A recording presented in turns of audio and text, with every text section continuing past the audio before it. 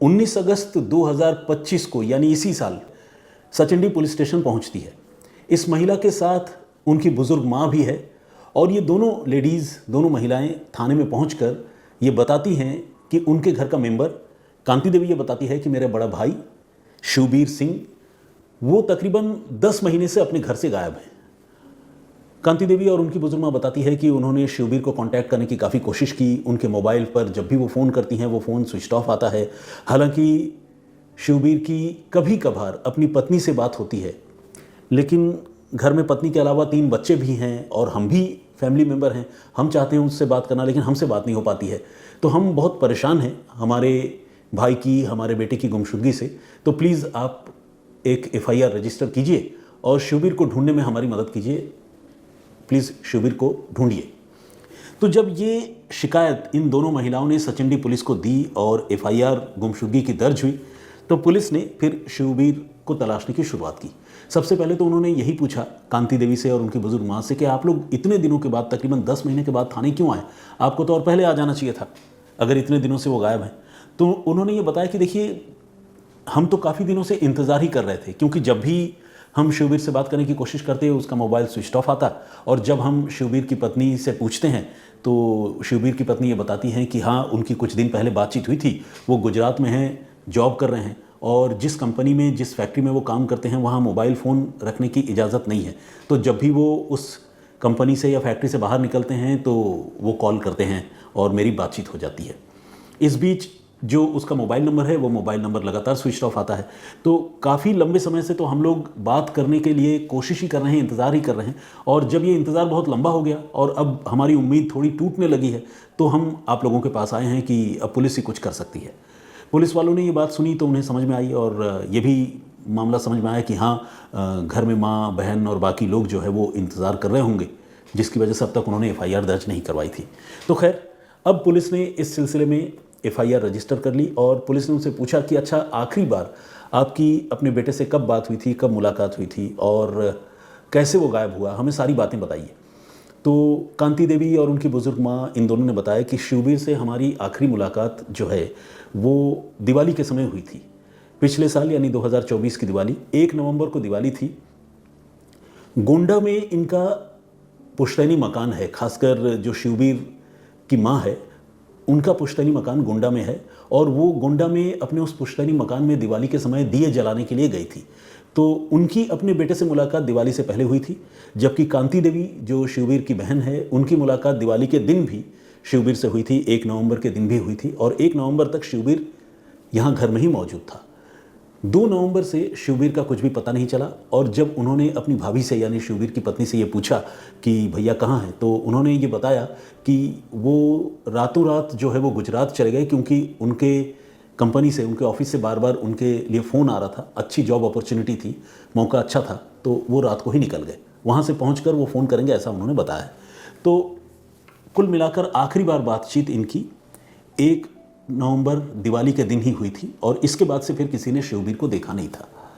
अब पुलिस ने जब इस मामले को सुना और सारी बातों को दर्ज किया तो पुलिस को एक बात समझ में आई कि सबसे लास्ट में अगर किसी के शिवबीर से मुलाकात या बातचीत हुई या अभी भी रह रहकर अगर बातचीत होती है तो वो उसकी पत्नी लक्ष्मी देवी से ही होती है। तो लक्ष्मी देवी से भी पूछताछ करनी इस मामले में बहुत ज़्यादा ज़रूरी है। तो पुलिस ने तय किया कि वो लक्ष्मी देवी से इस बारे में पूछताछ करेगी, लेकिन इससे पहले उन्होंने ये भी तय किया कि वो शिवबीर के बारे में कुछ और जानकारी जुटाएगी कि शिवबीर की आखिर शादी लक्ष्मी से कब हुई, कैसे हुई और कानपुर के पास सचंडी में ये कब से रह रहे थे, गुजरात से क्या कनेक्शन है, ये सारी बातें पुलिस ने पता करने का फैसला किया। तो जब जांच शुरू हुई और पुलिस ने तमाम नाते रिश्तेदारों से पूछताछ की तो ये पता चला कि शिवबीर पहले गुजरात में ही रहा करता था और गुजरात में रहकर कई साल उसने नौकरी की। जब वो वहाँ नौकरी कर रहा था उसी समय वहाँ रहते हुए उसकी यूपी के ही गाज़ीपुर की रहने वाली एक लड़की लक्ष्मी से मुलाकात हुई थी गुजरात में ही, और गुजरात में उन दोनों के बीच में अफेयर हो गया, प्यार हो गया और फिर दोनों ने शादी कर ली और इस शादी से उनको 3 बच्चे भी हुए। वो तीनों बच्चे अभी साथ साथ हैं। गुजरात में उनकी ज़िंदगी ठीक चल रही थी, लेकिन उन लोगों ने फिर फैसला किया, पति पत्नी ने मिलकर, शिवबीर और उसकी पत्नी लक्ष्मी ने मिलकर, कि वो वापस अपने गांव, अपने घर लौटेंगे और वहीं जो है चैन की रोटी खाएंगे। बेशक बहुत ज़्यादा पैसे न कमा सकें, लेकिन अपने घर में रहेंगे तो कम से कम सुकून की ज़िंदगी रहेगी। ये सोचकर शिवबीर ने और लक्ष्मी ने अभी से, इस वक्त जब मैं 2025 में हूँ, अब से तकरीबन 7 साल पहले ये फैसला किया और लक्ष्मी और शिवबीर ये दोनों जो है गुजरात छोड़कर वापस अपने घर सचिंडी आ गए। तो सचिंडी में उनकी पुश्तैनी ज़मीन, खेत, ये सारी चीज़ें तो थी ज़रूर, लेकिन उनका अपना कोई मकान नहीं था गांव में। तो खासकर शिवबीर के रहने के लिए कोई अकोमोडेशन उसकी फैमिली के साथ नहीं था। तो इन लोगों ने गांव में आकर सोचा कि भाई अब कहाँ रहा जाए। तो गांव में ही कुछ नाते रिश्तेदार हैं। एक रिश्तेदार ने अपने घर के सामने एक खाली ज़मीन थी, कहा कि आप यहाँ पर रह सकते हैं। तो शिवबीर ने और उसकी पत्नी लक्ष्मी ने वहाँ पर अपना एक छोटा सा कच्चा मकान बना लिया और ये दोनों फिर वहीं रहने लगे और तीनों बच्चों की परवरिश भी गांव में ही होने लगी।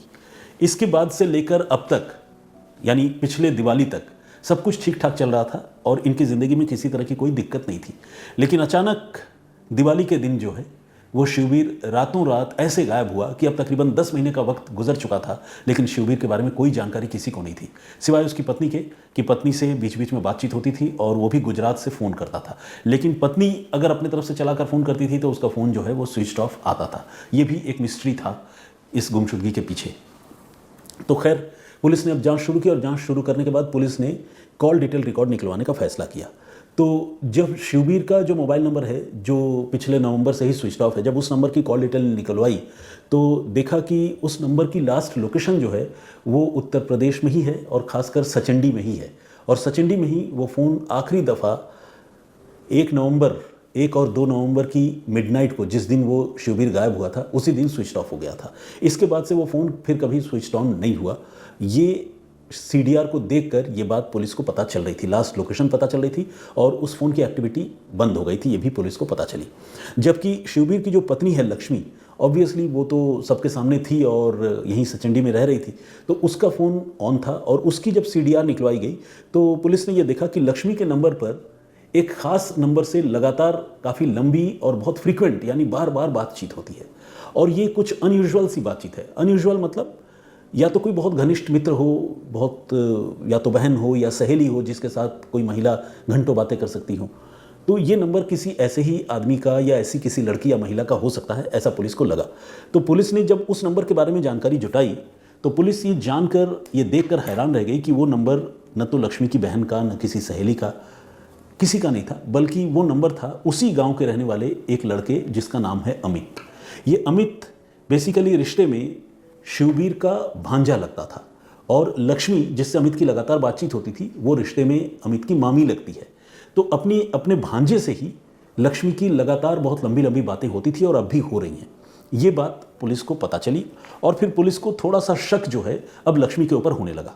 लेकिन लक्ष्मी से या अमित से डायरेक्ट पूछताछ करने और उन्हें पकड़ने से पहले पुलिस ने तय किया कि वो अपने लेवल पर इस मामले को थोड़ा और इन्वेस्टिगेट करके देखेगी ताकि कुछ और सबूत जुटाए जा सकें शिवबीर की गुमशुदगी के बारे में। तो पुलिस की एक टीम गांव पहुंची और गांव में आकर उन्होंने अब परिवार के लोगों से बातचीत करने की शुरुआत की। शिवबीर के, जैसा कि मैंने आपको बताया कि 3 बच्चे हैं, उसमें से एक बेटा जिसकी उम्र तकरीबन 10-12 साल है, वो पुलिस वालों को मिला, जिसका नाम है रोहित, छोटा सा बच्चा।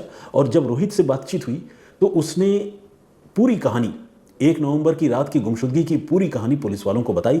और ये एक बहुत ही भयानक कहानी थी, जिस कहानी को सुनकर पुलिस वालों के साथ साथ जो घर परिवार के दूसरे लोग थे वहाँ पर मौजूद, वो भी हक्के बक्के रह गए, सुनकर हैरत में पड़ गए। रोहित ने बताया कि दिवाली की रात को सारे लोग बहुत खुश थे और वो भी बहुत खुश था, क्योंकि पर त्यौहार का दिन था और ढेर सारे पटाखे चलाने का उसे मौका मिल रहा था। तो इस दिन वो बहुत खुश था और रात को देर से, तकरीबन 10-10 बजे के आसपास, इस छोटे से बच्चे को देखिए एक एक बात याद थी। उसने बताया कि रात को देर से, तकरीबन 10 बजे के आसपास, मैं पटाखे चलाकर अपने दोस्तों के साथ वापस अपने घर आया। और जब घर आया तो उस समय घर में बाकी सारे लोग मौजूद थे, मम्मी, पापा, बहन, भैया, सारे लोग। और मम्मी चाय बना कर लाई और हम सारे लोगों ने चाय पी, मम्मी ने भी पी, पापा को दी। लेकिन मुझे जो चाय मिली थी वो चाय पता नहीं क्यों मुझे बहुत कड़वी लगी, अच्छी नहीं लगी, उसका टेस्ट ठीक नहीं था। तो हमने फिर वो चाय जो है शेयर कर ली और मैंने अपनी बहन को और भैया को मेरी चाय दे दी और मैंने वो चाय नहीं पी क्योंकि मुझे पहले ही घूंट में वो बहुत कड़वी लगी। बच्चे ने बताया कि इसके बाद हम सारे लोग सो गए और मेरे भैया और मेरी जो बहन है वो भी बहुत गहरी नींद वो लोग दोनों सो गए। लेकिन आधी रात को मुझे घर के अंदर ही कुछ खटपट की आवाज़ सुनाई दे रही थी। मुझे लग रहा था जैसे घर में कुछ लोग जगे हैं और कुछ काम चल रहा है। तो इस पर जब मेरी आंख खुली तो मैं जो कुछ देखा उसके बाद मैं बहुत डर गया। तो पुलिस ने बच्चे से पूछा कि भाई क्या देखा, मतलब ऐसी क्या चीज़ देखी कि तुम डर गए? तो उसने कहा कि हमने देखा कि अमित भैया और मम्मी ये दोनों मिलकर पापा को उठाकर कहीं ले जा रहे थे। तो पुलिस और घर के सारे नाते रिश्तेदार जो भी थे वो चौंक गए। उन्होंने कहा कि अरे बच्चे, तुमने आज तक तो कुछ ये सब बताया नहीं। बोला कि नहीं, मम्मी ने मुझे बहुत मारा भी था और कई बार उन्होंने चिमटे से मुझे दागा भी है और कहा है कि अगर उस रात के बारे में किसी को भी बताया तो मैं तुम्हारी जान ले लूँगी। तो इस बच्चे ने फिर पुलिस को ये बताया कि उस समय उसने देखा कि उसकी माँ और उसका भैया अमित ये दोनों मिलकर उसके पापा को, शिवबीर को उठाकर ले जा रहे थे।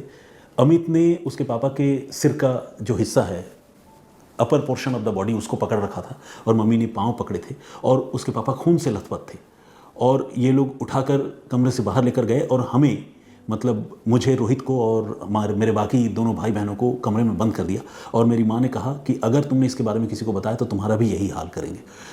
रोहित ने कहा कि इसके बाद से मैं बहुत डर गया था और उसने रोते रोते कहा कि इसीलिए आज तक मैंने कभी इसके बारे में किसी को नहीं बताया। फिर पुलिस ने पूछा कि इसके बाद फिर तुम्हारे पापा कहाँ गए, क्या तुम उनसे फिर कभी मिले, तुमको कुछ पता चला?